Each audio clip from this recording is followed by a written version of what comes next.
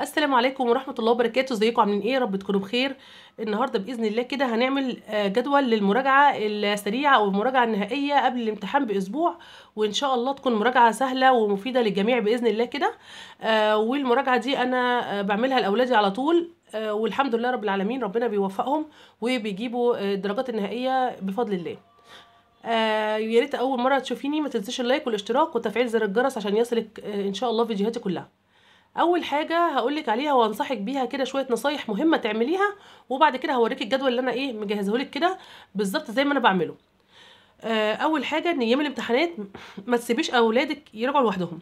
يعني حتى لو انت سايباهم طول السنه ياخدوا مثلا الدرس ويرجعوا يحلوا عليه ويعتمدوا على نفسهم، لا.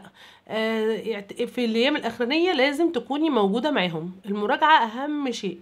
انا بالنسبه لي بتك جدا او بركز جدا على المراجعه النهائيه. بالنسبه لي المراجعه يعني خلاص ببقى مطمنه على العيل ان هو مفيش اي نقطه سايبها ابدا بفضل الله.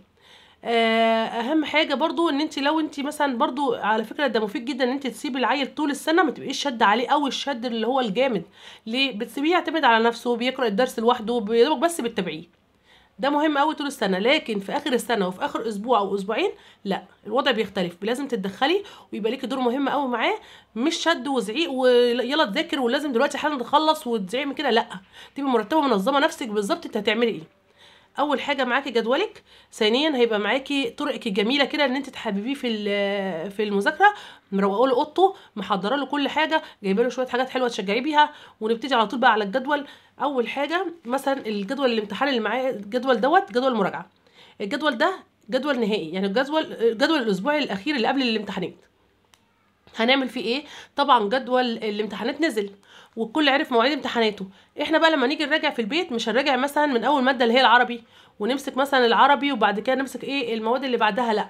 لو اول مره العربي، لو اول ماده العربي واخر ماده العلوم، انت هتبتدي بالعلوم، هتبتدي من تحت لفوق، هتبتدي من الماده الاخيره لغايه ما توصلي للماده اللي هي الاولانيه. تمام؟ ليه؟ عشان عقبال ما تخلصي مثلا توصلي للعربي يكون هو وصل خلاص للمراجعه النهائيه، ما يعيدهاش تاني، ما يعيدش مراجعه الماده تاني. هنمسك مثلا اخر ماده اللي هي العلوم. همسكه مثلا العلوم ده فيه كام مذكره؟ واخد مثلا طول السنه 9 مذكرات مثلا، 9 مذكرات. المستر مديله 9 مذكرات، او لو انت مثلا بتذاكري له في البيت والولد مثلا عنده 9 وحدات تقريبا، يعني هتاخدي ال9 وحدات وتقسميهم كل هقسم لك كده دلوقتي مثلا من الساعه كام للساعه كام. هتاخدي 3، تقسيم 3 3 3 على مدار اليوم كله. يعني لو انت عندك 3 ملازم هتقسميهم، اول 3 ملازم تمسكوهم مع بعض من الساعه 11 للساعه 1. اول 3 ملازم، وبعد كده هتاخدي نص ساعه ريست، وبعد كده هنحل على الملازم الثلاثه ونخلص على 3، وبعد كده من 3 ل 3 ونص هناخد ريست للغدا، وبعد كده هنبدا من 3 ونص لغايه هناخد برضو 3 ملازم تاني، 3 ملازم من 3 ونص لغايه 6. ماشي تمام زي ما هو واضح كده. وبعد كده هناخد ربع ساعه ريست. انا كده خلصت قرايه 3 ملازم. ال3 ملازم دول يا جماعه كل ملزمه فيهم 7 8 ورقات او 9 ورقات، هيتقروا بسرعه، هيتقروا مرور الكرام، يعني تذكره للعيل. العيل مشروح له قبل كده، لكن هو مجرد ان انا بذكره بكل حاجه في الدرس. فهمسك ال3 ملازم التانيين وهخلصهم واخد ربع ساعه ريست، وبعد كده من 6 وربع هنرجع نحل عليهم تاني الى الساعه 7 ونص، لغايه ما تيجي الساعه 7 ونص، وبعد كده ناخد ربع ساعه بريك او ربع ساعه ريست، وبعد كده هنرجع نكمل اخر 3 ملازم. اخر 3 ملازم برضو من 8 لربع لغايه 10، وبعد كده نحل امتحانات من 10 لغايه 11 ونص. وطبعا يا ريت يبقى في اخر اليوم كده يبقى في امتحانين. الامتحانين دول هيبقوا على المنهج كله مش على ال3 ملازم الاخرين بس، عشان تبقي مطمنه ومتاكده من يعني بس مطمنه من شغلك معاه ان هو 100 100 تمام.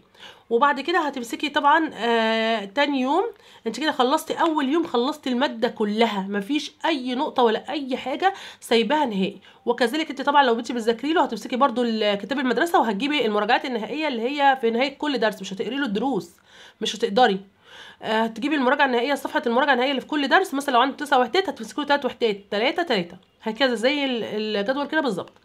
وبعد كده طبعا كده خلصنا اول يوم، وهكذا هتعملي كل المواد بشكل رجعي، يعني زي اللي قلت لك من اخر ماده لاول ماده.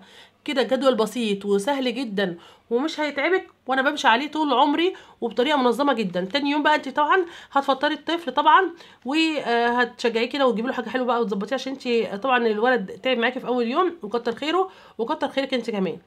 وبعد كده طبعا هنخش بقى في الامتحانات، اللي هي جدول الامتحان نفسه، اللي هو يبقى صبح عليه كل يوم ماده. ايام الامتحانات بقى هنرجع للملازم تاني ونرجع نعيد تاني؟ لا خلاص انتهينا، انا كده رجعت كل المواد بالملازم ومية مية ومش ناقصنا اي حاجه.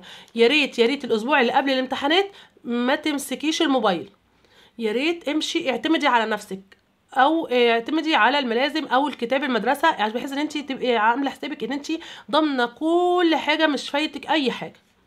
ترجعي بقى وما تضيعيش وقتك كمان، لان انت الوقت والدقيقه والساعه مهمه بالنسبه لك، مش هتقعدي تضيعها مثلا في تطويل فيديو مثلا.